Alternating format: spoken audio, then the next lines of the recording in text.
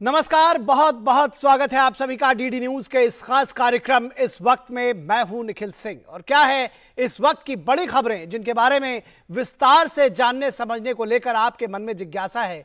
क्या है इन खबरों के मायने, क्या है इनके पीछे का एजेंडा।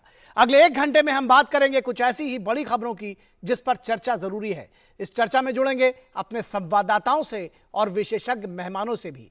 बजट सत्र से पहले सरकार की ओर से बुलाई गई सर्वदलीय बैठक से कांग्रेस रही गैर हाजिर। क्या रहा इसके पीछे की वजह, क्या है इसके मायने, इस पर बात करेंगे। वहीं सबके राम और बाबा तुलसी की रामचरितमानस को लेकर अगले पिछड़े की हो रही है सियासत, इस पर भी विस्तार से चर्चा करेंगे। होंगे कई अहम सवाल और जवाब, लेकिन सबसे पहले इस वक्त की हेडलाइंस। बजट सत्र से पहले सरकार ने बुलाई सर्वदलीय बैठक, सदन को सुचारू ढंग से चलाने पर हुई चर्चा। सर्वदलीय बैठक से कांग्रेस रही गैर हाजिर। संसद में रणनीति बनाने के लिए एनडीए की भी बैठक आज।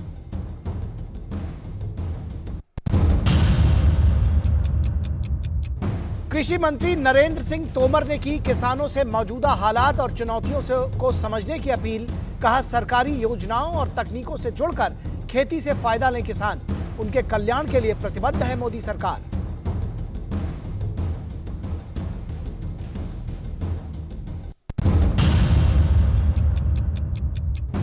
चुनावी सियासत और सोशल इंजीनियरिंग में श्री रामचरितमानस को लेकर बनाया जा रहा है ढाल। मायावती ने कहा सपा की वोट बैंक की सियासत, सबके राम और बाबा तुलसी को लेकर अगले पिछड़े की हो रही है सियासत। वहीं लखनऊ में मानस की प्रतियां जलाने वालों पर एफआईआर दर्ज। त्रिपुरा में बीजेपी और टीएमसी ने जारी की उम्मीदवारों की सूची, तो बीजेपी का विजय रथ रोकने के लिए धुर विरोधी रहे कांग्रेस और सीपीएम के साथ आने के संकेत। कांग्रेस ने जारी किए 17 उम्मीदवारों के नाम।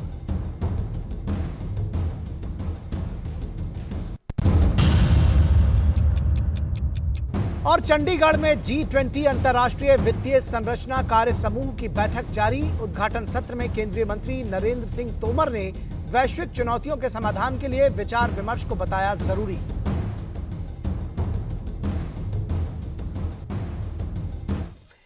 तो इस वक्त में सबसे पहले बात संसद सत्र में की और उससे पहले जो सर्वदलीय बैठक बुलाई गई है उसकी बात करेंगे। किस तरह से संसद सत्र की तैयारी की जा रही है, किस तरह से बजट सत्र की तैयारी की जा रही है। कल से शुरू होगा संसद का बजट सत्र और कई मायनों में महत्वपूर्ण है संसद का ये बजट सत्र। तो कल से शुरू होगा संसद का बजट सत्र, कई मायनों में महत्वपूर्ण है ये सत्र। सभी की निगाहें कल संसद के बजट सत्र पर रहेंगी। बजट सत्र से पहले सरकार ने बुलाई है सर्वदलीय बैठक, संसद परिसर में आयोजित की गई ये बैठक। और रक्षा मंत्री राजनाथ सिंह, राज्यसभा में सदन के नेता पीयूष गोयल, संसदीय कार्य मंत्री प्रहलाद जोशी इस बैठक में मौजूद रहे। सर्वदलीय बैठक के दौरान कांग्रेस गैर हाजिर रही और इस पर सभी सवाल उठा रहे हैं कि आखिर क्यों कांग्रेस सर्वदलीय बैठक से गैर हाजिर रही। बताया जा रहा है कि भारत जोड़ो यात्रा में मौजूदगी की वजह से कांग्रेस के प्रतिनिधि बैठक में नहीं आए। तो सवाल बड़ा है कि आखिर क्या संसद का सत्र महत्वपूर्ण नहीं है। बैठक के दौरान सरकार ने संसद को सुचारू ढंग से चलाने के लिए सभी दलों से सहयोग मांगा। विपक्षी दलों ने भी सरकार के सामने कई मुद्दे रखे, कई महत्वपूर्ण सुझाव भी दिए और यह परंपरागत तरीके से यह बैठक सत्र से पहले आयोजित की जाती है। कांग्रेस की ओर से सदन को चलाने से संबंधित सुझाव देने या अन्य मुद्दों को रखने के लिए कोई मौजूद नहीं रहा। बजट सत्र की शुरुआत लोकसभा और राज्यसभा की संयुक्त बैठक में राष्ट्रपति के संबोधन से होगी। बजट सत्र के पहले दिन दोनों सदनों में आर्थिक सर्वेक्षण भी पेश किया जाएगा और फिर 1 फरवरी को संसद में बजट पेश करेंगी वित्त मंत्री निर्मला सीतारमण और इस बजट पर सभी की निगाहें टिकी होंगी। वित्त मंत्री निर्मला सीतारमण मोदी सरकार के दूसरे कार्यकाल का आखिरी पूर्ण बजट पेश करेंगी, क्योंकि अंतिम वर्ष में पूर्ण बजट पेश नहीं किया जाता है। साल 2024 में आम चुनाव होंगे, इसलिए बजट कई मायनों में अहम है और सभी की निगाहें इस आम बजट पर होंगी। विधायी कार्यों और संसद सत्र की चर्चा को लेकर एनडीए की भी आज शाम अहम बैठक हो सकती है और ये बैठक बेहद महत्वपूर्ण होगी। किस तरह से रणनीति बनाई जाए संसद में, ये इसमें तय किया जाता है। हर बार की तरह इस बार भी बजट सत्र 2 हिस्सों में होगा और बजट सत्र का पहला भाग 31 जनवरी से शुरू होगा और 13 फरवरी तक चलेगा। 31 जनवरी से 13 फरवरी तक पहला भाग चलेगा, जबकि बजट सत्र का दूसरा हिस्सा 13 मार्च से 6 अप्रैल तक चलेगा। सत्र के दौरान कुल 27 बैठकें होंगी। तो बेहद महत्वपूर्ण है ये बजट सत्र और कल से ये शुरू होगा बजट सत्र। सबसे खास बात ये भी रही कि इस बजट सत्र में आज जब सर्वदलीय बैठक बुलाई गई इस सत्र से पहले, तो कांग्रेस उससे गैर हाजिर रही। तो ये एक बड़ी खबर इस लिहाज से भी कही जा सकती है कि आखिर कांग्रेस का गैर हाजिर रहना आखिर क्या संकेत है, क्या संदेश है। हमारे संवाददाता शैलेंद्र मिश्रा इस पूरी खबर पर बातचीत करने के लिए मौजूद हैं।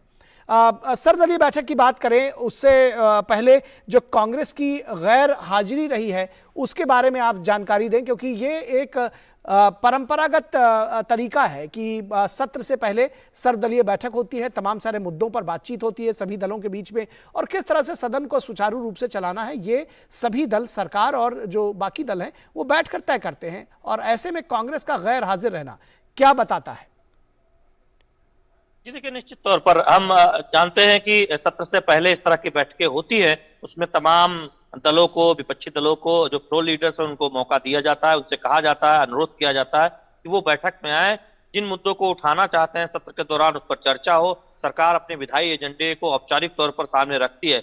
आज की बैठक में कांग्रेस पार्टी के प्रतिनिधियों का ना आना, दरअसल वो एक तरह से कांग्रेस पार्टी के हवाले से तो इस तरह की बात आ रही है कि भारत जोड़ो यात्रा में उनके नेता व्यस्त हैं, इसलिए आज की बैठक में हिस्सा नहीं ले पाए। लेकिन निश्चित तौर पर सवाल उठता है कि जब संसद सत्र की शुरुआत हो रही है और उससे ठीक पहले सरकार ने कामकाज सुचारू रूप से चले इसके सहयोग मांगने के लिए सभी प्रमुख दलों के नेताओं की बैठक बुलाई है, तो कांग्रेस को भी अपने प्रतिनिधियों को इस बैठक में भेजा जाना चाहिए। निश्चित तौर पर ये एक सवाल उठता है और कांग्रेस को इसका जवाब देना होगा, बताना होगा कि आखिर क्या कारण था, कि क्या भारत जोड़ो यात्रा ही वो एक वजह थी या फिर कोई और वजह थी जिसकी वजह से वो आज की बैठक में शामिल नहीं हुए। तमाम क्षेत्रीय दलों के जो प्रो लीडर्स हैं वो इस बैठक में शामिल हुए हैं, हम देख रहे हैं, और इस बैठक में एक लंबी चर्चा हुई है।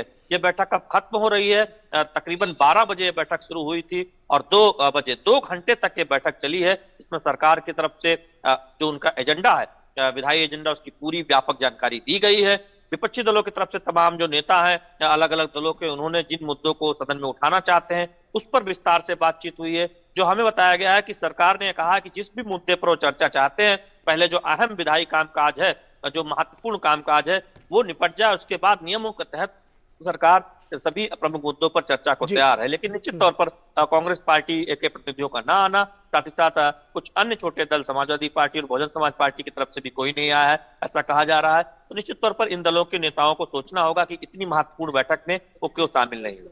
जी, ये एक सवाल ये भी उठेगा कि क्या कांग्रेस संसद सत्र को लेकर सीरियस नहीं है, क्योंकि इस तरह के जो सर्वदलीय बैठक होती है परंपरागत तरीके पर सभी अपनी अपनी बातें रखते हैं, किसी के कुछ मुद्दे होते हैं तो वो सामने रखे जाते हैं, और ऐसे में कांग्रेस का वहां से एब्सेंट रहना ये किस तरह से देख रहे हैं?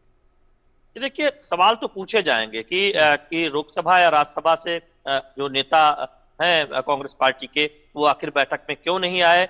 उनके अपने कार्यक्रम हो सकते हैं, पार्टी के अपने कार्यक्रम हैं, भारत जोड़ो यात्रा चल रही है, उसको लेकर कांग्रेस पार्टी के नेता व्यस्त हैं। लेकिन कांग्रेस पार्टी को ये भी सोचना होगा कि इसको लेकर एक सवाल पूछा जाएगा और ये बात सामने आएगी कि जब तमाम देश के जो प्रमुख दल हैं उनके नेता, फ्लोर लीडर्स बैठक में शामिल हुए, सत्ता पक्ष की तरफ से जो लोकसभा में उपनेता हैं, रक्षा मंत्री राजनाथ सिंह, प्रहलाद जोशी संसदीय कार्य मंत्री, नेता सदन राज्यसभा पीयूष गोयल समेत तमाम प्रमुख नेता शामिल हुए, तो वहीं विपक्षी दलों की तरफ से भी कई नेता आए। ऐसे में शरद पवार इस बैठक में शामिल हुए और कई नेता शामिल हुए, तो निश्चित तौर पर कांग्रेस पार्टी क्यों नहीं आई, ये निश्चित सवाल पूछा जाएगा कि क्या वो उनकी रणनीति अलग है, क्या वो सदन चलाने को लेकर बहुत गंभीर नहीं है, या फिर संसदीय लोकतंत्र की महत्ता को उस तरह से नहीं समझते। निश्चित तौर पर इस पर सवाल हो सकता है कि सत्ता पक्ष की तरफ से या फिर बीजेपी की तरफ से पूछा जाए। जी, एक बात ये भी समझना चाहेंगे कि अब चूंकि शैलेंद्र, आपको रोकना चाहेंगे, एक प्रेस कॉन्फ्रेंस हो रही है, हमारे प्रोड्यूसर बता रहे हैं कि वहां पर लाइव हमको चलना है। आइए लाइव लिए चलते हैं सबसे पहले। इस बजट सत्र में महामहिम राष्ट्रपति जी का उद्बोधन होगा, उसके बाद बजट का प्रेजेंटेशन होगा, महामहिम राष्ट्रपति के भाषण के ऊपर थैंक्स गिविंग मोशन पर चर्चा होगा, बजट पर चर्चा होगा और उसके बाद रिसेस होगा और मार्च 13 से फिर से हमारा सदन फिर से बैठेगा और फाइनेंस बिल इसके बारे में चर्चा होगा। आज इसके लिए हमने ऑल पार्टी मीटिंग बुलाया था। इस मीटिंग में 27 पार्टी पार्टिसिपेट किया, 27 पार्टी से 37 लीडर्स पार्टिसिपेट किया है। बहुत अच्छे माहौल में चर्चा हुआ है। कई डिमांड उन्होंने रखा,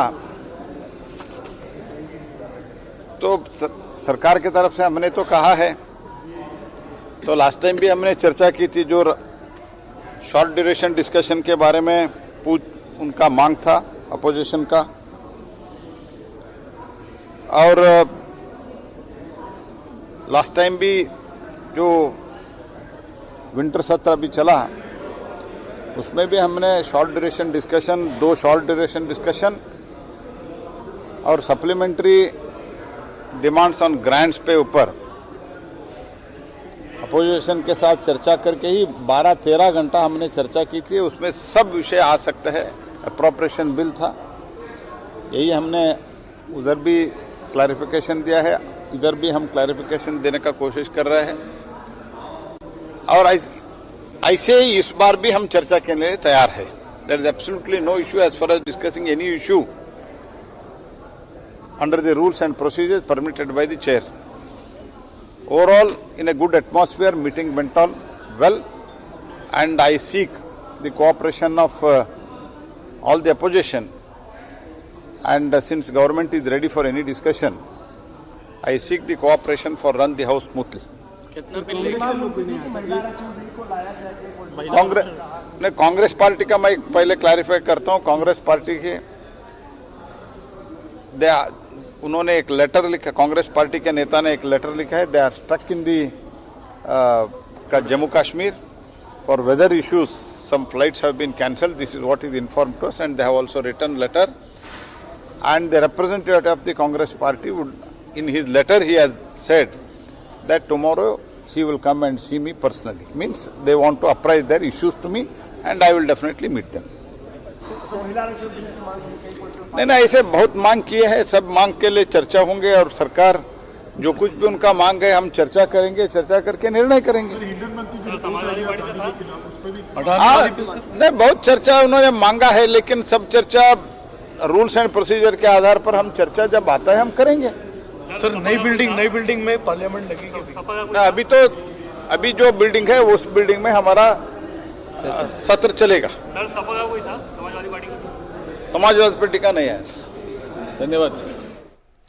तो अब देख रहे थे सीधा प्रसारण संसद भवन परिसर से, जहां पर प्रहलाद जोशी जो कि संसदीय कार्य मंत्री हैं, वो ब्रीफ कर रहे थे मीडिया को। उन्होंने काफ़ी चीज़ें क्लियर की। उन्होंने एक तो ये कहा कि 27 दलों के 31 नेता जो थे वो जुटे सर्वदलीय बैठक में, और कांग्रेस के संदर्भ में उन्होंने कहा कि एक पत्र कांग्रेस की तरफ से लिखा गया था कि वो लोग जम्मू कश्मीर में हैं और कुछ फ्लाइट्स कैंसिल हुई हैं कुछ मौसम की वजह से, और इस वजह से वो पहुंच नहीं पा रहे हैं। तो कल वो दूसरे दिन जाकर व्यक्तिगत तौर पर मिल करके जो अपनी बातें हैं वो संसदीय कार्य मंत्री के सामने रखेंगे, ऐसा उस पत्र में जिक्र किया गया है। तो इन चीज़ों को क्लियर किया गया है। और साथ ही साथ ये भी प्रहलाद जोशी ने कहा कि किसी भी मुद्दे पर सरकार कभी भी चर्चा कराने को लिए तैयार है। हमारे संवाददाता शैलेंद्र मिश्रा हमारे साथ जुड़े हुए हैं इस पूरी खबर पर। शैलेंद्र, प्रहलाद जोशी ने इस बात को तो क्लियर कर दिया कि एक पत्र कांग्रेस की तरफ से भेजा गया था जिसमें यह कहा गया कि जम्मू कश्मीर में मौसम खराब है, कुछ फ्लाइट्स का इशू था जिस वजह से कांग्रेस के प्रतिनिधि नहीं पहुंच पाए और वो बाद में आकर पहुंचेंगे, और सरकार सभी मुद्दों पर चर्चा कराने के लिए तैयार है। अब किस तरह से इस बदली हुई राजनीति को देख रहे हैं? देखिए, निश्चित तौर पर आज जब ये बताया गया कि कांग्रेस पार्टी की तरफ से एक पत्र आया कि वहां फ्लाइट डिले होने की वजह से कांग्रेस पार्टी के नेता नहीं पहुंच पाए और कल व्यक्तिगत तौर पर प्रहलाद जोशी से मिलकर जो उनके मुद्दे हैं, जिन मुद्दों को सदन में उठाना चाहते हैं, उस पर चर्चा करेंगे। संसदीय लोकतंत्र में हम जानते हैं कि बहुत महत्वपूर्ण है कि सत्ता और विपक्ष मिलकर एक साथ सदन को चलाने में सहयोग करे। और ये सवाल उठ रहे थे कि आखिर कांग्रेस पार्टी के नेता क्यों नहीं आए, भारत जोड़ो यात्रा में क्या इतने व्यस्त हैं कि वो सत्र के दौरान नहीं आ सकते। अब जब इस बारे में प्रहलाद जोशी ने स्पष्ट तौर पर बता दिया है कि फ्लाइट डिले की वजह से ऐसा नहीं हो पाया। दूसरी बात यह है कि ये बैठक फ्लोर लीडर्स की होती है, जिसमें लोकसभा या राज्यसभा के फ्लोर लीडर्स ही शामिल हो सकते हैं। तो ऐसे में जो कांग्रेस पार्टी के फ्लोर लीडर्स हैं, वो जम्मू कश्मीर में भारत जोड़ो यात्रा जो कांग्रेस पार्टी की चल रही है उसमें हिस्सा ले रहे थे, इस वजह से नहीं आ पाए ऐसा लग रहा है। लेकिन तब भी क्या पहले से प्लान नहीं किया जा सकता था कि जब इतनी महत्वपूर्ण बैठक है तो एक दिन पहले आ जाते कांग्रेस पार्टी के नेता? ये सवाल जरूर हो सकता है कि उठे कुछ नेताओं के द्वारा, कुछ दलों के द्वारा कि कांग्रेस पार्टी ने आखिर गंभीरता इतनी क्यों नहीं दिखाई यहां पहुंचने को लेकर। लेकिन अब जब स्पष्ट तौर पर यह बता दिया गया है कि कांग्रेस पार्टी ने पत्र के जरिए बता दिया था संसदीय कार्य मंत्री को, तब ये मुद्दा एक तरह से कहें तो एक खत्म हो जाता है, या उस पर उतनी चर्चा शायद सरकार की तरफ से कोई नेता न करे या सत्ता पक्ष।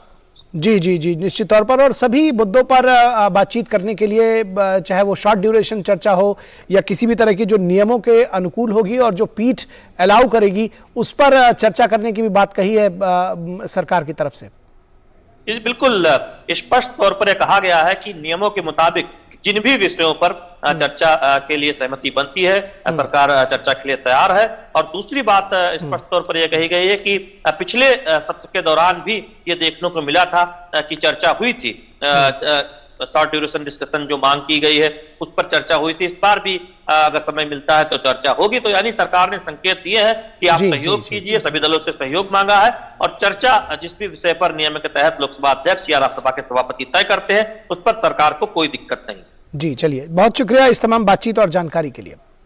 तो तमाम सियासत भी हो रही है संसद के बजट सत्र से ठीक पहले, और सियासत उत्तर प्रदेश से लेकर बिहार तक भी जारी है। जातीय गठजोड़ की सियासत है और उसमें धार्मिक पुस्तक पर निशाना है। किस तरह की सियासत है, इस पर भी चर्चा कर लेते हैं। जातीय गठजोड़ की सियासत में धार्मिक पुस्तक पर निशाना बनाया गया है।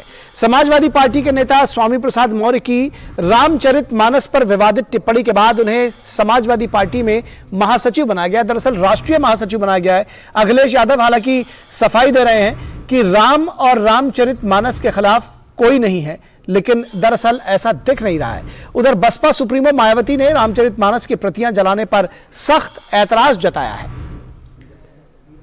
मायावती ने सपा अध्यक्ष पर जातीय विद्वेष फैलाने का आरोप लगाया है। बसपा सुप्रीमो बीजेपी पर भी सवाल उठाती हैं। सवाल यह है कि लोकसभा चुनाव से पहले बिहार से लेकर उत्तर प्रदेश तक जातीय समीकरण को मजबूत करने की नई कवायद शुरू हुई है। इसके लिए रामचरितमानस को लेकर विवादित टिप्पणी करने का सिलसिला तेज हुआ है, पहले बिहार में और अब उत्तर प्रदेश में स्वामी प्रसाद मौर्य के द्वारा। बिहार के शिक्षा मंत्री चंद्रशेखर ने, तो वहीं उत्तर प्रदेश में सपा नेता स्वामी प्रसाद मौर्य ने रामचरितमानस पर प्रतिबंध लगाने की मांग की है।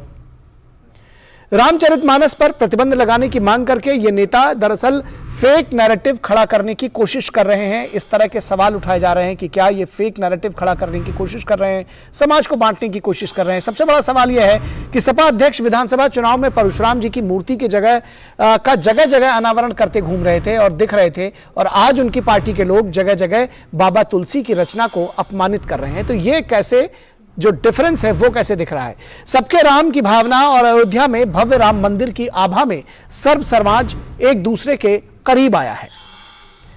धार्मिक तीर्थस्थलों की भव्यता से स्थानीय सामाजिक आर्थिक विकास में लोगों को रोजगार के नए साधन मिले हैं।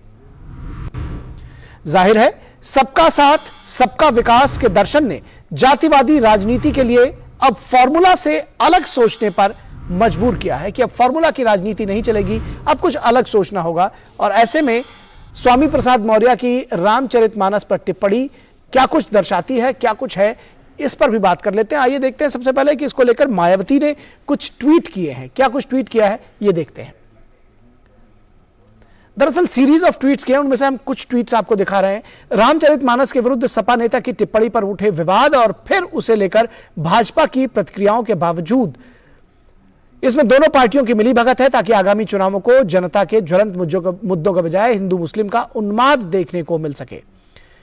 रामचरितमानस के विरुद्ध सपा नेता पर उठी टिप्पणी के बावजूद, भाजपा की प्रतिक्रियाओं के बावजूद सपा नेतृत्व की चुप्पी से यह स्पष्ट है। दरअसल सपा नेतृत्व की चुप्पी को लेकर के मायावती ने निशाना साधा है और उनका कहना है कि उस चुप्पी के बाद यह स्पष्ट है कि इसमें दोनों पार्टियों की मिलीभगत है ताकि आगामी चुनावों को जनता के ज्वलंत मुद्दों के बजाय हिंदू मुस्लिम उन्माद पर पोलराइज किया जा सके। यह कहना है मायावती का। और इस पूरी खबर पर बातचीत करने के लिए हमारे साथ में हमारे संवाददाता आशुतोष शुक्ला लखनऊ से जुड़ेंगे और इसके साथ ही साथ हमारे साथ दो खास मेहमान भी जुड़ेंगे। आलोक अवस्थी जो कि बीजेपी से के प्रवक्ता हैं और कपीश श्रीवास्तव जो कि समाजवादी पार्टी है सबसे पहले के प्रवक्ता हैं। सबसे पहले चलते हैं आशुतोष के पास, लखनऊ में मौजूद हैं। आशुतोष, किस तरह से आप देख रहे हैं इस पूरी सियासत को, क्योंकि ये लगातार देखने में मिल रहा है कि कई बार जो फॉर्मूला की राजनीति है जातिगत समीकरणों की, वो जब फॉर्मूला की राजनीति हिट नहीं होती या ये कहा जाए कि वो फिट नहीं बैठती है तो दूसरे रास्ते अख्तियार किए जाते हैं और रामचरितमानस को लेकर के सारा जो विवाद है वो यही है। देखिए निखिल, जिस तरह से उत्तर प्रदेश और बिहार की राजनीति रही है, अगर थोड़ा सा अतीत के दौर को हम देखें तो ये यहाँ पर कास्ट का जो है एक एक्सपेरिमेंट होता रहा है और यहाँ पर ये इसको हम कहें तो एक प्रयोगशाला के तौर पर जो है इसको प्रयोग किया गया। जातीय उन्माद के चलते कुछ दल जो है अस्तित्व में आए, वो अस्तित्व में ही नहीं आए बल्कि सत्ता तक पहुँचे। लेकिन जब उसका दौर खत्म हुआ और उस दौर के बाद भारतीय जनता पार्टी सत्ता में आती है और कहीं ना कहीं राम रस में पूरे उत्तर प्रदेश और बिहार की एक सुर दिखाई देता है। 2 बार जो है भारतीय जनता पार्टी केंद्र में और प्रदेश में जीत करके आती है, तो कहीं ना कहीं ये भारत की उत्तर प्रदेश की विपक्षी पार्टियों का एक संक्रमण काल है जहां उसे मुद्दों की तलाश है। ये मुद्दे कौन से हो सकते हैं जो कि उसके समर्थन में एक बड़ी संख्या में लोगों को खड़ा कर दें या उनकी बातचीत हो सके। अगर अखिलेश यादव जो है स्वामी प्रसाद मौर्य की बात से इत्तेफाक नहीं रखते हैं तो उनको क्यों प्रमोट करके जो है राष्ट्रीय महासचिव बनाते हैं, या फिर राम के अस्तित्व को लेकर के जो टिप्पणियां की गई हैं या गोस्वामी तुलसीदास द्वारा रचित रामचरितमानस को लेकर के जो टिप्पणियां की गई हैं उन टिप्पणियों से इत्तेफाक नहीं करते तो उसको विरोध में क्यों नहीं बात करते हैं। निसंदेह यह कहीं ना कहीं जो है एक एक्सपेरिमेंट हो रहा है और एक ऐसा एक्सपेरिमेंट हो रहा है कि आने वाले 2024 के चुनाव में किस तरह से वो जो है भारतीय जनता पार्टी का जो है मुकाबला कर सकते हैं। देखिए, अगर राम की हम बात करते हैं या राम के चरित्र की बात करते हैं या फिर रामचरितमानस की बात करते हैं, अगर जो है जो सबके राम है वो सबके राम जो है जब कहा जाता है तो अगर सबसे पहले बात आती है तो उस बनवासी राम की आती है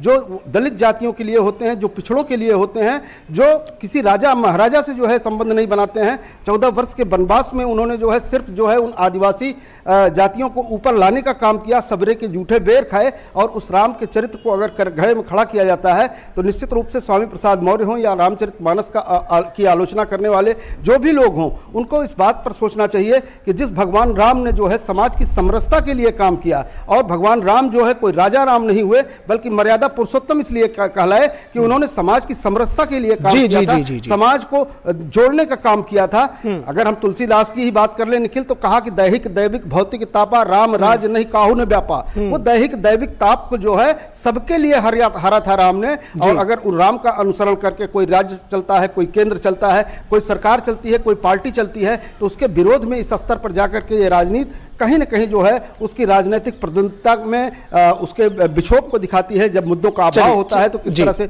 राजनीति करें, इस चीज को लेकर के उनकी जो है एक दिखाई देता है। चलिए, मुद्दे ढूंढे जा रहे हैं। आपका कुल मिलाकर ये कहना है कि हमारे साथ में आलोक अवस्थी और कपीश श्रीवास्तव ये भी जुड़े हुए हैं, तो उनसे इस पर चर्चा कर लेते हैं, बात कर लेते हैं। जो बात दरअसल लखनऊ से हमारे संवाददाता ने बढ़ाई है, आशुतोष शुक्ला ने की है, उसको आगे बढ़ाते हैं। कपीश श्रीवास्तव जी कह रहे हैं कि मुद्दों की कमी है और यही वजह है कि बार बार इस तरह की तमाम बातें करने के बावजूद अखिलेश यादव की तरफ से और खासतौर पर यह भी कहा जा रहा है कि भाई पिछली बार जब विधानसभा के चुनाव हुए थे तो वो तो परशुराम जी की मूर्तियों का अनावरण कर रहे हैं, करते दिखे थे, लेकिन इस बार जो है उनके पार्टी के समर्थक और खासतौर पर स्वामी प्रसाद मौर्य ने जो कुछ किया है वो सामने है, उस पर उनको और प्रमोट कर दिया गया। और खासतौर पर सभी लोग इस पर जो सबसे बड़ा प्रश्न चिन्ह है वो कह रहे हैं कि ये पार्टी नेतृत्व के सब जानकारी में हो रहा है। तो क्या मुद्दे ढूंढे जा रहे हैं? देखिए, दो बातें कही। पहली चीज ये कि समाजवादी पार्टी एक राजनीतिक दल है और हमारे जो मुद्दे हैं वो भारतीय नागरिक के मूल्यों को लेकर के हैं, उनके अधिकारों और कर्तव्यों को लेकर के हैं, एक मनुष्य के गरिमापूर्ण जीवन जीने के लिए जो इंफ्रास्ट्रक्चर की आवश्यकता है उसको लेकर के। जहां तक प्रश्न इस बात का है कि स्वामी प्रसाद मौर्य जी ने रामचरितमानस की कुछ पंक्तियों पर अपनी आपत्ति जताई है, तो मैं एक चीज कहता हूं, भारतीय संविधान इस देश के अंदर प्रत्येक धर्म को स्वतंत्रता का अधिकार देता है कि वो कोई भी उसका मानने वाला उसकी पूजा पाठ कर सकता है, धर्म ग्रंथों में विश्वास कर सकता है, कर्मकांडों को अपना सकता है, और ये एक व्यक्तिगत और निजता का अधिकार है। समाजवादी पार्टी का स्वामी प्रसाद मौर्य जी के प्रश्नों से कोई जुड़ाव नहीं है। समाजवादी पार्टी ये कहती है कि अगर किसी व्यक्ति के द्वारा जो कि उसी धर्म का अनुयायी है और अपनी किसी धर्म ग्रंथ में अगर किसी पंक्ति पर उसे कोई ऐतराज है, तो हम समझते हैं कि ये धर्माधर्म को जानने वाले जो हमारे लोग हैं, जो हमारे सनातन के अंदर ये पुरानी परंपरा शास्त्रार्थ की रही है, उसको रोका नहीं जाना चाहिए। एक कंस्ट्रक्टिव चीजों को होना चाहिए। ये व्यक्तिगत चीजें हैं, इससे समाजवादी पार्टी का कोई लेना देना नहीं है। कपीश जी, ऐसा लगता है ये जो मन खावे मूड हिलावे वो वाली बात है, क्योंकि इससे सामाजिक धार्मिक विद्वेष भी फैलता है।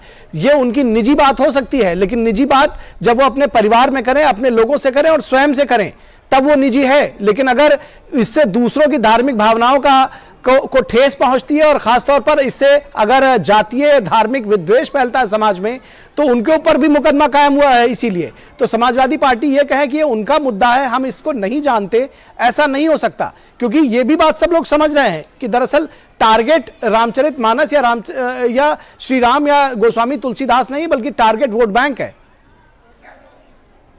देखिए, बहुत सीधी बात है। समाजवादी पार्टी एक राजनीतिक दल है, हम तो वोट के लिए काम करते हैं, लेकिन हमारा मुद्दा ये नहीं है। ये प्रत्येक व्यक्ति अपने धर्म का अनुयायी है, अपने धर्म में पुनर्जागरण की मांग कर सकता है, उससे समाजवादी पार्टी का क्या लेना चाहता है? अगर उन्होंने कुछ पंक्तियों पर अपनी आपत्तियां जताई हैं, तो धर्मगुरुओं को चाहिए सामाजिक आर्थिक मुद्दों से जुड़े हुए मुद्दों पर आप ये नहीं कह सकते कि समाजवादी पार्टी से क्या लेना देना। अगर आप ये कह रहे हैं कि आपका कोई लेना देना नहीं है, तो ऐसा संभव नहीं है। आप समाज में रह रहे हैं, उसी जो कार्य कर रहे हैं आपके नेता, उससे सामाजिक विद्वेष फैल रहा है, मुकदमा कायम किया गया है। मुकदमा कायम किया गया है, वो किसी व्यक्ति पे किया गया कि समाजवादी पार्टी पे किया गया? नहीं, समाजवादी पार्टी के नेता पर किया गया है, जिसको आपने प्रमोट भी किया है। 154 सीआरपीसी का सुन तो ले, 154 सीआरपीसी में प्रथम सूचना रिपोर्ट अंकित होती है और वो किसी संज्ञेय मामले पर किसी व्यक्ति पर होती है। मैं तो ये कह रहा हूं कि स्वामी प्रसाद मौर्य जी ने जो प्रश्न खड़े किए हैं वो अपने ही सनातन परंपराओं के बीच में खड़े किए। सनातन परंपरा को मानने वाले आपने समाजवादी पार्टी की ओर से डिसोन किया गया, ऐसा संभव नहीं है कि आप ये कह दें कि आप दोनों तरफ के लड्डू खाएंगे। देखिए, इसके पहले बिल्कुल देखिए, इसको राजनीति के चश्मे से आप ये मत समझिए कि इसको राजनीति से अलग कर देंगे। नहीं, ये सुनिए, ये प्रश्न ही नहीं सही। और मैं बार बार आपको कह रहा हूँ, आपके जो संवाददाता थे उन्होंने बड़ा अच्छी भौतिक तापा, दैविक दौविक भौतिक तापा का जिक्र किया। उन्होंने बताया भगवान श्री राम वनवासी थे, शोषित और वंचितों की लड़ाई लड़े और उन्हीं को साथ मिले। तो समाजवादी पार्टी तो उन्हीं का अनुशीलन कर रही, और समाजवादी पार्टी उन पर प्रश्न थोड़ी ना उठा रही। रामचरितमानस भगवान श्री राम, यानी आप कह रहे हैं कि आपके नेता उन पर प्रश्न उठा रहे हैं, आपसे उनको कोई मतलब नहीं है। आलोक अवस्थी के पास आते हैं, आप बिल्कुल ये कह रहे हैं, आपने यही कहा ना कि वो उनका व्यक्तिगत मत है, पार्टी का उससे कोई मत नहीं है। इसके अलावा कोई और बात है? आप बताइए। नहीं, चलिए, हम आपको वक्त दे रहे हैं, सीधा सवाल है। कपीश जी बात तो सुनिए, मैं कह रहा हूं सीधा सवाल है। अरे कपीश जी, सीधा सवाल है, अब जवाब दे दीजिए कि समाजवादी पार्टी को स्वामी प्रसाद मौर्य के स्टेटमेंट से कोई लेना देना नहीं, यही आप कह रहे हैं ना? समाजवादी पार्टी प्रत्येक हिंदुस्तान के नागरिक को उनके व्यक्तिगत अधिकारों से वंचित नहीं कर सकती है। उनका व्यक्तिगत मामला है, वो समझेगी और धर्मशास्त्र को जानने वाले आपने कह दिया कि उनका व्यक्तिगत मामला है। अवस्थी जी, आप बताइए कि वो उसको व्यक्तिगत मामला बता रहे हैं, कह रहे राजनीति से परे है। उत्तर प्रदेश और बिहार की जो सियासत है जातिगत राजनीति में किस तरह से घुली हुई है, किस तरह से रची बसी हुई है, और इसको यह समझा जा रहा है कि दरअसल जो दलित और ओबीसी का वोट बैंक कंसोलिडेट हुआ है बीजेपी के साथ, दरअसल ये फॉर्मूला की राजनीति है और अब नए नए फॉर्मूला खोजे जा रहे हैं। समाजवादी पार्टी कुछ भी कहे, क्या कहेंगे आप? देखिए, यहाँ पर बात दलित या ओबीसी या हिंदुओं के अन्य समाज की नहीं हो रही है। वह सारा समाज भारतीय जनता पार्टी के साथ में है। वह प्रधानमंत्री मोदी की गरीब कल्याण की नीतियों के साथ में, वह देश के साथ में है। लेकिन यह बात वहां पर जाकर टिकती है, श्रीमान अखिलेश यादव की पार्टी का जो मूल आधार है वह धार्मिक तुष्टीकरण है। एक वर्ग को वो संतुष्ट करने के लिए वो हिंदुओं के मानदंड पे सारे हमेशा आक्रमण करते रहे, और ये पहली बार नहीं हुआ है। इसके पहले भी जब अखिलेश यादव सत्ता में थे तो कांवड़ यात्रा को बैन कर दिया था। जब अखिलेश यादव सत्ता में थे उन्होंने अयोध्या में जो परिक्रमा होती थी उसको बैन कर दिया था, जो कि कभी भी नहीं बंद हुई थी। ये वही अखिलेश यादव थे सत्ता में रहते हुए। आज के स्वामी अभिमुक्तेश्वरानंद जो शंकराचार्य हुए ज्योतिर्मठ पीठ के, उनको लाठियों से बनारस के अंदर पिटवाया था। ये वही अखिलेश यादव हैं जिनकी पार्टी के शासनकाल में अयोध्या में राम भक्तों पर गोली चलाई गई थी। जानने की हर तरीके से सनातन धर्म के खिलाफ जो कदम उठा सकते थे वह समाजवादी पार्टी ने उठाए थे, क्योंकि अब राम जन्मभूमि पर भव्य मंदिर बनने जा रहा है। 2024 में उसका जो है लोकार्पण होने जा रहा है। यह इनको सहन नहीं हो पा रहा है, और उसी तरीके से स्वामी प्रसाद मौर्य के द्वारा ये एक सुनियोजित रूप से अखिलेश यादव का यह प्रयास रहा है कि इस तरह की बात डाल करके और वैमनस्यता पैदा करके तुष्टीकरण की राजनीति करने वालों को संतुष्ट किया जाए। उसलिए उनका यह बयान दिलाया गया। श्रीमान अखिलेश यादव की तरफ से कोई भी इस तरह की कोई आलोचना नहीं करी गई है। यहां तक कि बयान देने के बाद स्वामी प्रसाद मौर्य को राष्ट्रीय महासचिव के पद के ऊपर उनको प्रमोट करके बैठाया गया है। यानी कि अखिलेश यादव जी बयान से सहमति जताते हैं और वह चाहते हैं कि जो है तुष्टीकरण जिनको वो करते रहे हैं उस समाज को मैसेज जाए कि हम जो है आपके संतुष्ट करने के लिए हम लगातार हिंदू प्रमाण धर्मों पर हम चोट करते रहेंगे, रामचरितमानस का अपमान करते रहेंगे। यहां तक उनकी हिम्मत बढ़ गई है कि रामचरितमानस की प्रतियों को जलाया गया, पैरों से कुचला गया है। निश्चित रूप से पुलिस कार्रवाई कर रही है, और खाली 153A में नहीं इसमें एफआईआर हुई है, उसमें बहुत रंगीन धाराओं में एफआईआर हुई है। महीनों जमानत नहीं हो पाएगी। निश्चित रूप से उत्तर प्रदेश की पुलिस कानून व्यवस्था कायम रखेगी और उनको इस पर जवाब ले लेते हैं कपिल श्रीवास्तव जी। एक तो ये बताइए कि जो रामचरितमानस की प्रतियां जलाई गई, पैरों से कुचला गया, क्या समाजवादी पार्टी का क्या स्टैंड है इस पर? एक तो ये बताइए। दूसरी बात ये बताइए कि क्या ये नया फॉर्मूला की राजनीति है, क्योंकि आपको लग रहा है कि भाई एक वर्ग को साथ लेना बेहद जरूरी है, पिछड़े अगर दरक गए तो कुछ बचता नहीं है। और ये पिछले चुनावों में आप लोग को समझ में आ रहा है कि पिछड़े और दलितों का जो गठजोड़ था उसको साथ लेकर चलने की कोशिश में ये सारी चीजें हो रही हैं। ये आलोक अवस्थी जी जो हैं वो हमारे बड़े भाई हैं, बहुत विद्वान, लेकिन उन्होंने कोरी राजनीति बर्बाद और मुद्दों की राजनीति समाजवादी पार्टी करती है। गैर मुद्दों की राजनीति, आस्था और धर्म पर परवान चढ़ाने की राजनीति, छद व राष्ट्रवाद की राजनीति भारतीय जनता पार्टी करती है, जिसका विकास से कोई लेना और लातना नहीं। रामचरितमानस आपके लोग फूंक रहे हैं साहब, आप कह रहे हैं। चलिए बोलिए। आपने चलिए जी। और मैं अभी आपसे कुछ पूछूंगा तो उसका जवाब आप चलिए आप अपनी बात पूरी, आप पूछ भी सकते हैं, लेकिन आप अपनी बात कह लीजिए। मैं अपनी बात कह लूं, उसके बाद कोई लांछन लगाइए। जी। मैं एक चीज कह रहा हूं कि तुष्टीकरण से किसको फायदा होता है? जो 80-20 की लड़ाई में 80 का साथ लेता है कि 20 का? तुष्टीकरण कौन करता है? अरे भाई सीधी बात है, राजनीति में तुष्टीकरण वही करेगा जो ज्यादा का तुष्टि कर सके और ज्यादा के वजह से पूरे देश में राज कर सके। तो तुष्टीकरण करने वाली पार्टी भारतीय जनता पार्टी है। हम लोग एक काम जरूर करेंगे, वो ये कि हम सत्ता में आवे चाहे हम सत्ता में ना आवे, लेकिन हम धार्मिक उन्माद भटकाना, अपने ही देश के लोगों को तोड़ना, किसी को नीचा किसी को ऊंचा दिखाना, और एक चीज कि धर्म, हम संविधान में आस्था रखने वाले लोग हैं, संविधान के विरुद्ध बात करना, संवैधानिक पद पर बैठ करके बात करने वाले लोग नहीं। अब मैं आपकी बात करने वाला कि समाजवादी पार्टी कतई जो घटना घटी है उसकी मजम्मत करती, पूरी मजम्मत करती, और विधि के दायरे में सरकार जो भी चाहे, प्रथम सूचना रिपोर्ट उन्होंने अंकित की है, उसकी विवेचना होने दे, वो माननीय न्यायालय के समक्ष आएगा तो न्यायालय तय करेगी, समाजवादी पार्टी नहीं तय करेगी। लेकिन समाजवादी पार्टी इस बात को स्पष्ट करती है कि हमारे इस देश के अंदर जितने भी धर्म हैं और जितने भी धर्म ग्रंथ हैं, उनके साथ अगर इस तरह की चीज होती है तो हम सभी की निंदा करते हैं, हम इस घटना की भी निंदा करते हैं, और हम साफ साफ आपको ये बात कहते हैं कि ये काम समाजवादी पार्टी का नहीं है, ना समाजवादी पार्टी से इसका लेना लादना है। हाँ, उन लोगों का जरूर है जो समाजवादी पार्टी के राष्ट्रीय अध्यक्ष को धर्म के काम में नहीं जाने देते हैं, काला झंडा दिखाते हैं। ये बताइए, आपने कहा कि समाजवादी पार्टी का काम नहीं है, इन्हीं लोगों का।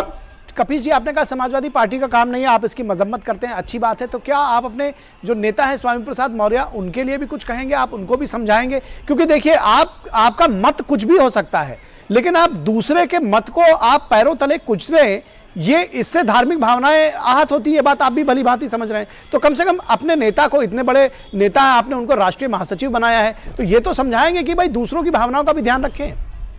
देखिए आदरणीय मित्र, हमने उनको राष्ट्रीय महासचिव इसलिए बनाया है कि वो विभिन्न मंत्री पद पर काम कर चुके हैं, वो नेता प्रतिपक्ष रह चुके हैं, वो शोषितों और वंचितों और दलितों की, पीड़ितों की, पिछड़ों की, अकलियतों की लड़ाई लड़ते रहे हैं, और वो समाजवादी पार्टी की नीतियों में आस्था रखते हैं, हमारे संगठन में काम करें। हम लोगों ने इसलिए नहीं बनाया कि वो अगर कोई व्यक्तिगत चीजों पे प्रश्न खड़ा किया है, उन्होंने सनातन धर्म में रहते हुए खड़ा किया है, कोई सनातन धर्म के बाहर नहीं है। अगर ये उनको सनातन धर्म से बाहर मानते हैं तो ये फिर वही बात हो जाएगी कि भारतीय जनता पार्टी, यानी आप एक तरह से देखिए, फिर आप घुमा फिरा के आप उनका समर्थन ही कर रहे हैं। अब आप घुमा फिरा के उनका समर्थन ही कर रहे हैं। मैं किसी के निजता का, समाजवादी पार्टी नहीं, निजता वहीं तक देखिए, ये देखिए श्रीवास्तव जी, ये कोई बड़ी बात नहीं है, ये बात सभी को मालूम है। निजता आपकी वहीं समाप्त हो जाती है जहां से दूसरे की नाक शुरू होती हो। तो ऐसे में जब आप रामचरितमानस जलाते हैं तो हो सकता है आपकी भी भावना आहत होती हो। आप इस बात को भी समझने की कोशिश करिए। हमारी पार्टी की भावना आहत हुई है इस काम से, हाँ, तो जलाया गया। और मैं एक बात कह रहा हूं तो आगे जी, चलिए अवस्थी जी भी कुछ कहना चाह रहे हैं, आप अपनी बात कह दिया भाई है। चलिए, आपको बिल्कुल अवसर मिलेगा, हमें एक बात कह लेने दीजिए। हाँ, जल्दी कहिए। मैं मित्र, ये आदरणीय मित्र, मैं सिर्फ ये बात कह रहा हूं कि समाजवादी पार्टी किसी के संवैधानिक अधिकार पर प्रश्न खड़ा नहीं करती है। स्वामी प्रसाद मौर्य जी सनातन धर्म में रह करके एक पुनर्जागरण के तौर पर उन्होंने एक शास्त्रार्थ की बात की है, आप उनके ऊपर ठीक है। चलिए अवस्थी जी, आप क्या कहना चाह रहे हैं? जी देखिए, मैं साफ स्वरूप में कहना चाहता हूँ, पहली बात, कपिल श्रीवास्तव जी को भी बहुत दुख हुआ होगा, मुझे मालूम है, उनके परिवार के लोगों को बहुत दुख हुआ होगा जब रामचरितमानस पर एक अशोभनीय टिप्पणी करी गई और प्रतियों को जला करके पैरों से कुचला गया। हम सब ने वीडियो में देखा है, क्रोध भी बहुत आया है, लेकिन मर्यादा में रहते हुए यह काम पुलिस पर छोड़ा गया कि पुलिस का जो है सही निराकरण करे। लेकिन मैं ये पूछना चाहता हूँ हमारे मित्र से, कपिल श्रीवास्तव से, बहुत योग्य और विद्वान प्रवक्ता हैं, वकील भी हैं, कि किसी व्यक्ति को अगर वो व्यक्ति मानते हैं स्वामी प्रसाद मौर्य को, तो उस व्यक्ति के द्वारा जब हिंदू धर्म के खिलाफ और उसकी प्रतियों को जलाया गया और उसके खिलाफ जो बयान दिए गए, उसके 4 दिन के बाद, 5 दिन के बाद श्रीमान अखिलेश यादव उसको राष्ट्रीय महामंत्री के पद पर सुशोभित क्यों करते हैं? यानी कि स्पष्ट रूप से श्रीमान अखिलेश यादव की जो काम उनको स्वामी प्रसाद मौर्य को दिया था वह उन्होंने भली भांति से पूरा किया है। तुष्टीकरण की राजनीति इनका मुख्य आधार है। ये नहीं चाहते कि मुस्लिम वोट बैंक हमारे हाथ से छिटक जाए। कारण आपको मैं बताता हूं कि क्या है। संकट मोचन के ऊपर बम विस्फोट किया गया था, जबकि वहां के मंदिर में जिन आतंकवादियों ने बम विस्फोट किया था उनके मुकदमे छोड़ने के आदेश जो है अखिलेश यादव जी ने किए थे। आपको पता है कि दंगाइयों का साथ किस तरीके से समाजवादी पार्टी का साथ देती रही है, जो दंगा बराबर करते रहे हैं। समाजवादी पार्टी अपराधियों का साथ देती रही है। तो यह अब वोट बैंक को माननीय योगी आदित्यनाथ जी ने उत्तर प्रदेश के अंदर एक भी दंगा नहीं होने दिया, आतंकवादियों को सजा दिलवाई और अपराधियों को जेल के अंदर ठूस दिया है। तो ये बौखला गए हैं और इनके ऊपर एक धर्म करते थे। श्रीवास्तव जी आ रहे हैं आपके पास, अवस्थी जी खत्म कर ले जी। और मैं और कहना चाहता हूँ कि अखिलेश यादव जी अगर स्वामी प्रसाद मौर्य को पार्टी से बाहर का रास्ता दिखा देते तो हम मान लेते कि अखिलेश यादव जी इस जो बात कह रहे हैं कपिल जी, मैं उनकी बात को सहमत होता और हम खुद स्वयं जो है अखिलेश यादव जी की बात का समर्थन करते। लेकिन आप करोड़ों अरबों लोगों के, हिंदुओं के आस्था के केंद्र को आप धूल दूषित करेंगे, प्रतियों को जलाएंगे, जमीन पैरों से कुचलेंगे, तो यह भूल जाते हैं कि यह जनमानस इनको 4 बार आम चुनावों में धूल चटा चुका है। तो लोकतंत्र में जनमानस, जनता ही सबसे बड़ा जो है एक आपको सर्टिफिकेट देती है, और जनता ने जो सर्टिफिकेट दिया है कि आप किनारे बैठिए, आप इस लायक नहीं है कि आपके यहाँ सत्ता दी जाए। कपिल जी से जवाब ले लेते हैं जी। जो तुष्टीकरण जो आप अभी कर पाए हैं, हाँ। उस तरह की सत्ता होती तो आप सत्ता के बड़े भैया श्रीवास्तव जी। मैं अपने बड़े भाई से कुछ प्रश्न उनके जो किए हुए हैं उसी पे मैं कह रहा हूं, क्योंकि उन्होंने किए। हाँ, लेकिन थोड़ा जल्दी जल्दी करिएगा, आप संक्षेप में दोनों लोग बहुत करिए। जल्दी। हाँ, हाँ, मैं बहुत जी, संक्षेप में कह दे रहा हूं। जी। इन्होंने अभी आईना दिखाया कि आपने ऐसे व्यक्ति का प्रमोशन कर दिया। मैंने इसका जवाब पहले ही दे दिया कि हमने उनके राजनीतिक कार्य को देखते हुए कहा ये उनका व्यक्तिगत प्रश्न था, अपने ही धर्म के अंदर का प्रश्न था। वो धर्म के नहीं है, कपिल जी ये भ्रम फैलाइए। अरे भाई बौद्ध धर्म से हैं। नहीं, ये बात तो सच है कि वो बौद्ध धर्म अपना चुके हैं, वो बौद्ध धर्म के हैं, इसलिए ये तो कम से कम मत कहिए, ये तो कम से कम मत कहिए। बिल्कुल गलत। बौद्ध धर्म से आते हैं और इसकी बराबर बिल्कुल गलत। और अगर किसी भी धर्म से आते हैं, देखिए मैं एक सेकंड आप दोनों लोगों को शांत करना चाह रहा हूँ। बोलने नहीं दे रहे। देखिए मैं दोनों लोगों को शांत करना चाह रहा हूँ, मैं दोनों लोगों को शांत करना चाह रहा हूँ। एक सेकंड के लिए खाली सुन लीजिए, उसके बाद कपिल जी अपनी बात रखिएगा। वैसे वो किसी भी धर्म से आते हों, लेकिन अपने ही धर्म में अगर आप किसी के प्रति ऐसी बातें करते हैं जिससे तमाम लाखों करोड़ों अरबों लोगों की भावना अगर उससे खंडित होती है या उससे लोगों को दुख पहुंचता है, तो ये समझने की जरूरत है। आप अपनी बात जी। मैं ये कह रहा हूं कि उन्होंने कुछ पंक्तियों पर एक बात कही कि ये दलित विरोधी, ये पिछड़े विरोधी, ये महिला विरोधी बातें हैं और इस पंक्तियों को निकाल दिया जाए। ये उनका व्यक्तिगत बयान। आप उनको बताइए कि नहीं ये चीज उनके लिए गलत आप सोच रहे हैं, ये निर्वचन नहीं, इसका निर्वचन ही है। उन्होंने प्रश्न खड़ा किया, शास्त्रार्थ की परंपरा सनातन में है। अब मैं दूसरी चीज कह रहा हूं कि हमारे मित्र ने कहा आपने प्रमोशन कर दिया। आपको हमने बताया कि हमने उनके राजनीतिक तत्व को देख करके ये पद दिया। और दूसरी बात आपको मैं ये पूछ रहा हूं कि माता सीता को टेस्ट ट्यूब बनाने, बेबी बनाने वाले आपने अपने डिप्टी मुख्यमंत्री धार्मिक वो नहीं है ऐसे किसी कपिल जी मैं किसी धार्मिक मैटर में जाना नहीं चाह रहा। कपिल जी एक दूसरा विवाद खड़ा होगा, कपिल जी एक दूसरा विवाद खड़ा होगा, किसी धार्मिक मुद्दे पर मत जाइए। नहीं कपिल जी मैं इसको अलाउ नहीं कर रहा, किसी दूसरी धार्मिक टिप्पणी पर अब नहीं जाएंगे, किसी दूसरी धार्मिक टिप्पणी पर अब नहीं जाएंगे। आप रामचरितमानस को जलाने तक सीमित है, स्वामी प्रसाद मौर्य की टिप्पणी तक सीमित रखिए, हम किसी दूसरी धार्मिक टिप्पणी पर नहीं जाएंगे। कपिल जी अपनी बात समाप्त करिए जी। आपने संजय निषाद जिन्होंने प्रत्युत्तर पर सवाल खड़ा किया भगवान श्री राम के, माता कौशल्या के कोख को गाली दी, यानी कि मां की गाली दी, उनको सीधी ऋषि का पुत्र बताया। पार्टी के सदस्य नहीं है संजय निषाद, भारतीय जनता पार्टी के सदस्य नहीं है, उनकी अपनी पार्टी है। संजय अपनी पार्टी में क्या करते हैं संजय निषाद तय करेंगे। भारतीय जनता पार्टी नहीं है। नहीं, इस तरह से चर्चा नहीं चलेगी, इस तरह से चर्चा नहीं चलेगी। आप दोनों लोग शांत हो जाएं, आप दोनों लोग शांत हो जाएं, इस तरह से चर्चा नहीं चलेगी। नहीं श्रीवास्तव जी, इस तरह से चर्चा नहीं चलेगी ना। श्रीवास्तव जी आप भी शांत हो जाएं, अवस्थी जी आप भी शांत हो जाएं। अगर आप दोनों शांत नहीं होंगे मुझे ऑडियो डाउन करवाना पड़ेगा आप दोनों लोगों का। मुझे अपने संवाददाता के पास जाना है, मैं अपने पैनल से रिक्वेस्ट करूंगा आप दोनों लोगों का ऑडियो डाउन कर दें, क्योंकि आप लोग सुन नहीं रहे बिल्कुल भी। मैं अपने संवाददाता के पास जाऊंगा।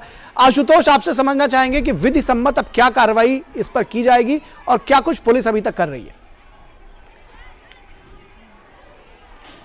देखिए, विधि का जो विधान है, भारतीय संविधान है, हमारा जो कानून है, वो साफ तौर पर यह कहता है कि आप किसी की भावना, वो भावना चाहे धार्मिक हो चाहे व्यक्तिगत हो, किसी प्रकार से उसको आहत नहीं कर सकते हैं। और इतने बड़े समाज और इतनी बड़ी पुस्तक को मानने वाले, इतनी बड़ी काव्य ग्रंथ को मानने वाले लोगों की भावना को अगर जो है किसी ने आहत किया है तो उसके लिए पर्याप्त कानून है। जिन लोगों ने ये कृत्य किया उसमें से 5 गिरफ्तार हो चुके हैं, 5 लोगों की गिरफ्तारी और होगी। लेकिन निखिल, कहीं न कहीं ये राजनीति को जिस ओर ले जाया जा रहा है, ये एक खतरनाक खेल खेला जा रहा है। भले समाजवादी पार्टी के प्रवक्ता ये कहते हैं कि उनका व्यक्तिगत मत है, इससे पार्टी का कोई लेना देना नहीं है, लेकिन मैं साफ तौर पर कहता हूं कि समाजवादी पार्टी इस मुद्दे को स्वामी प्रसाद मौर्य के माध्यम से उछाल करके इसके टेम्परेचर को नाप रही है। और ये टेम्परेचर नापने की एक प्रक्रिया है। अगर ये मुद्दा चल निकला तो ठीक, नहीं चला तो कोई बात नहीं। जी चलिए, आपका भी बहुत शुक्रिया और आप दोनों खास मेहमानों का। आलोक अवस्थी जी 10 सेकंड में अपनी बात कहिए, 10 सेकंड में जी। मैं समाजवादी पार्टी के नेता अखिलेश यादव पे एक टिप्पणी करना चाहता हूं। जैसे मोहम्मद गजनी और गौरी ने आकर के हमारे देश पर आक्रमण किया था, हमारे मंदिरों को तोड़ा था, हमारे मंदिरों को आपत्ति की थी, वही काम स्वामी प्रसाद मौर्य के जरिए अखिलेश यादव कर रहे हैं। या घनघोर तुच्छीकरण की, चलिए इस बात को जनता के बीच में लेकर जाइए। चलिए आज की चर्चा खत्म करेंगे, इस बात को जनता के बीच में लेकर जाइए। आप दोनों लोगों का, आलोक अवस्थी, कपिल श्रीवास्तव, आपका भी बहुत शुक्रिया और हमारे संवाददाता का भी शुक्रिया आशुतोष का। तो ये जिस तरह से दरअसल इसको कहा जा रहा है कि व्यक्तिगत मामला है, समाजवादी पार्टी कह रही है कि ये स्वामी प्रसाद मौर्य का व्यक्तिगत मामला है, लेकिन व्यक्तिगत मामला वहीं तक रह जाता है जहां तक दूसरों को दिक्कत ना शुरू हो। और जब धार्मिक विद्वेष इससे फैलता हो, सामाजिक विद्वेष फैलता हो, तो निश्चित तौर पर यह मामला व्यक्तिगत नहीं रह जाता।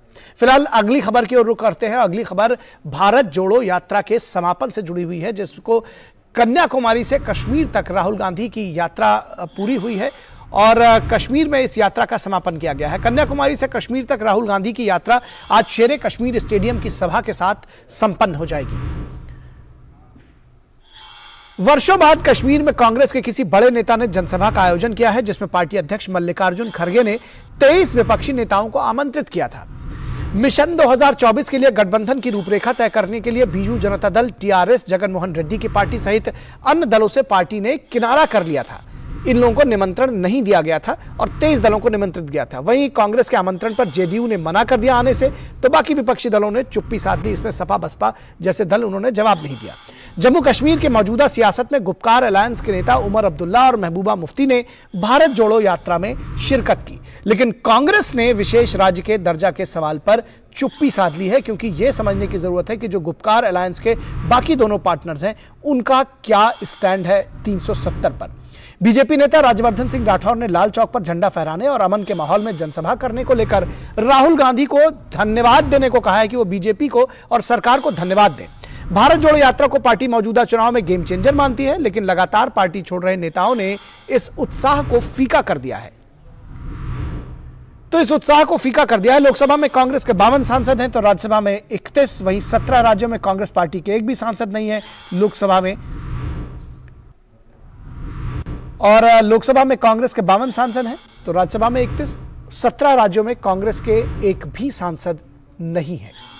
ऐसे हालत में कांग्रेस का मिशन 2024 का संघर्ष साफ तौर पर समझा जा सकता है कि किस तरह से सत्ता में वापसी के लिए अकुलाहट है कांग्रेस के अंदर। राज्यों के 4 विपक्षी दलों में प्रधानमंत्री बनने की अपनी महत्वाकांक्षा है और इस महत्वाकांक्षा को वो सरेआम जाहिर भी करते रहे हैं। इस हालात में राहुल गांधी के नेतृत्व में गठबंधन का एक बड़ा सवाल बना हुआ है।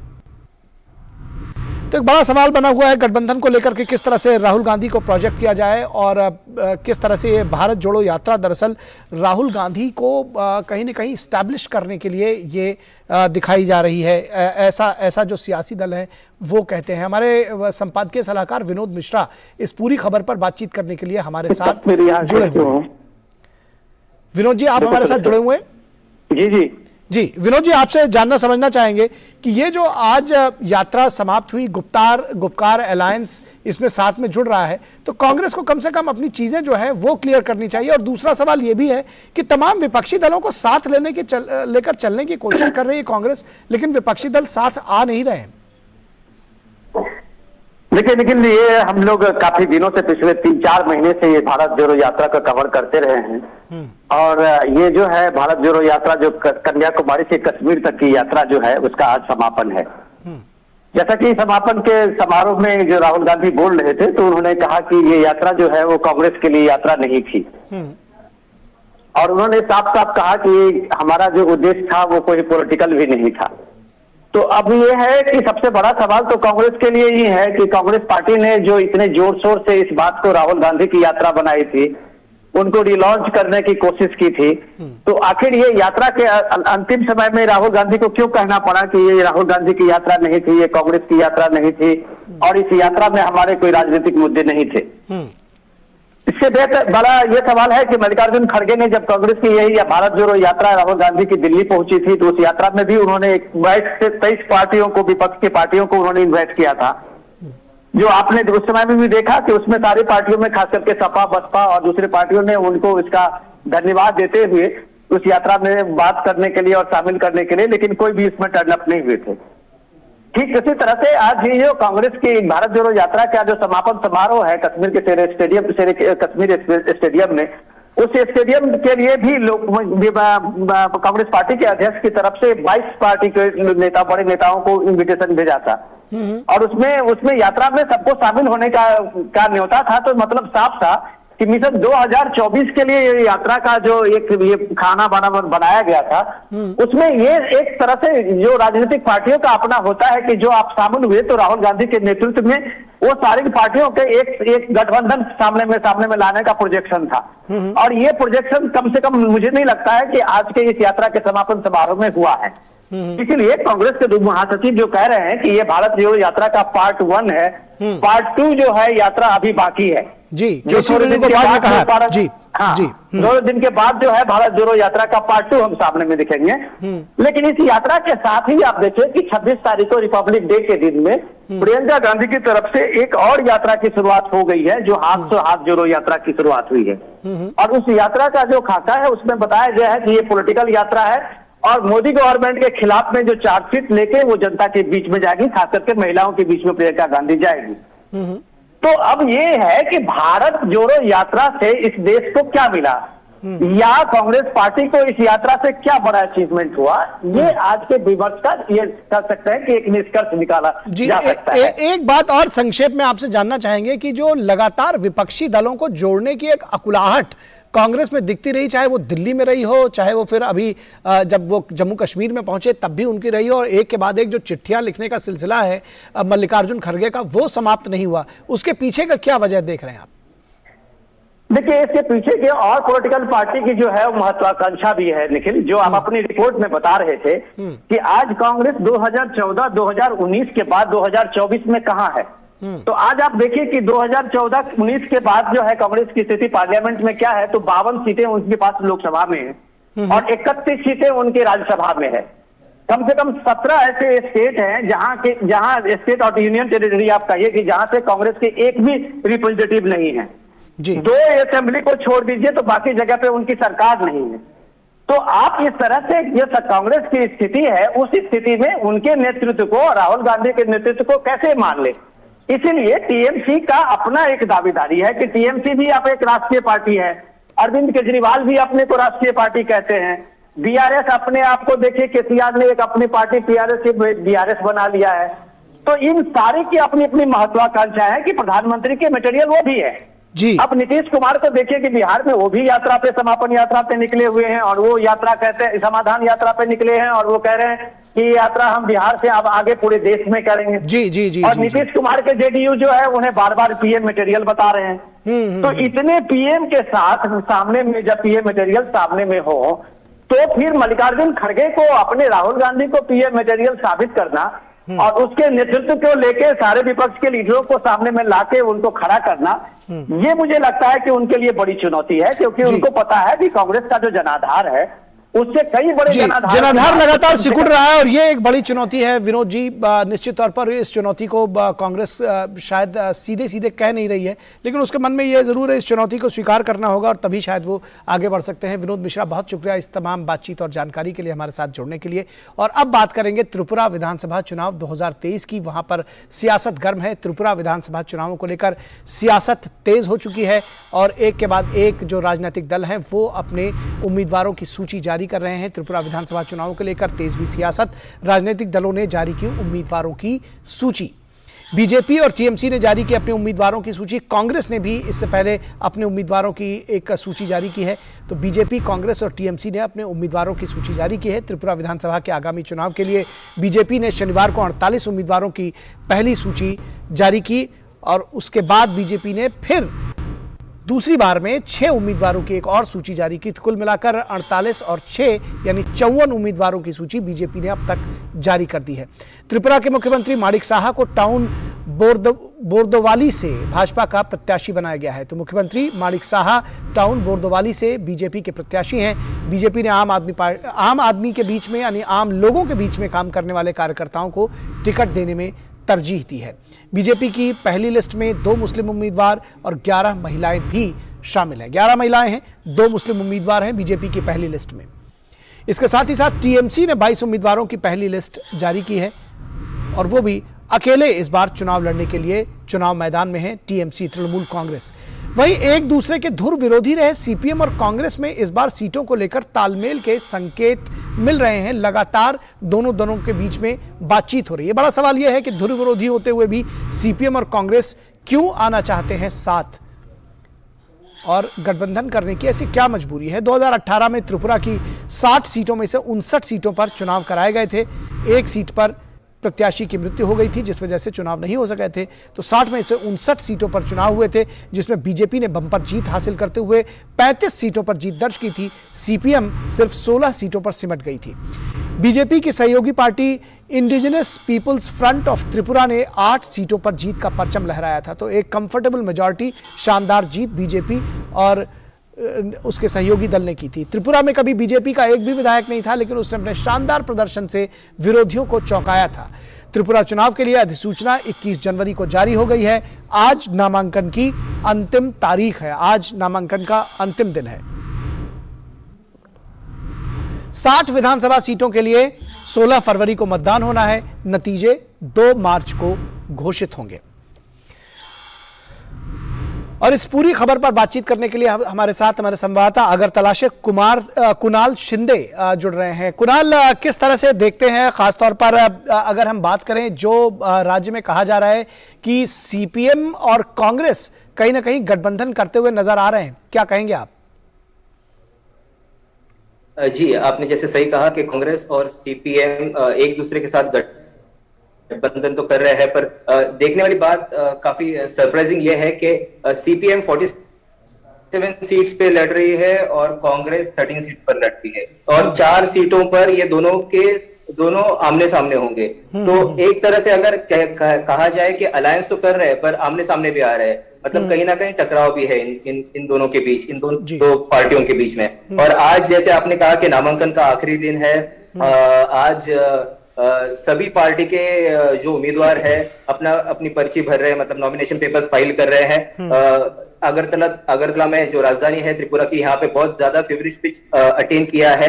इलेक्शनरिंग काफी जोरों शोरों से चल रही है, बड़े बड़े प्रोसेशंस निकाले जा रहे हैं और यही कुछ पिक्चर अलग डिस्ट्रिक्ट में भी है, अलग जहाँ पे अपने जो कांग्रेस, फिर बीजेपी, टीएमसी के उम्मीदवार अपना मतलब नॉमिनेशन पेपर फाइल कर रहे हैं। कुणाल, एक सवाल और आपसे जिसका संक्षेप में जवाब चाहेंगे कि क्या बीजेपी का जो वहां पर परचम है वो इस कदर हावी है कि धुर विरोधी रहे हैं सीपीएम और कांग्रेस और वो हाथ मिला रहे हैं, भले ही वो 4 सीटों पर एक दूसरे के आमने सामने हैं, लेकिन इस मजबूरी में को किस तरह से देख रहे हैं आप? जी देखिए, इस बार बीजेपी जो है पिछले 2018 के चुनाव में बीजेपी 51 सीट्स पर लड़ रही थी और आईपीएफ जो indigenous peoples front of Tripura है, दे फॉट ऑन 9 सीट्स। तो इस बार बीजेपी 55 सीट्स पर लड़ रही है और आईपीएफ की 5 सीटों पर लड़ रही है। तो एक तरह से देखा जाए कि बीजेपी का जो ये है स्ट्रॉन्ग होल्ड बढ़ते जा रहा है। They have backed 5 more seats from the IPFT और साथ ही साथ कांग्रेस और जो लेफ्ट फ्रंट है ये मजबूर हो गए एक तरह से टू डिथ्रोन बीजेपी। तो that's the reason why they have come together. तो ये बीजेपी का जो एक्सपेंशन जो हुआ है इस स्टेट में, so that is the primary reason why Congress and left have come together against BJP and IPFT। जी चलिए, बहुत शुक्रिया इस तमाम बातचीत और जानकारी के लिए कुणाल। आपने बहुत ही कम समय में, जिसको कहते हैं गागर में सागर भरना, आपने बहुत कम समय में त्रिपुरा की राजनीति के बारे में जो अपडेट्स है वो दिया। और फिलहाल अब वक्त है देश हित का। गगन शक्ति इस काबिल है हमारी कि हिंदुस्तान के आसमान की ओर कोई आंख उठाकर नहीं देख सकता। देखिए भारतीय वायुसेना की ताकत। अपाचे AH-64E हेलीकॉप्टर के शॉट्स के साथ हम आपको छोड़े जाते हैं और आप देखिए इन तस्वीरों को, देखिए और सोचिए। कल फिर होगी मुलाकात, तब तक के लिए नमस्कार।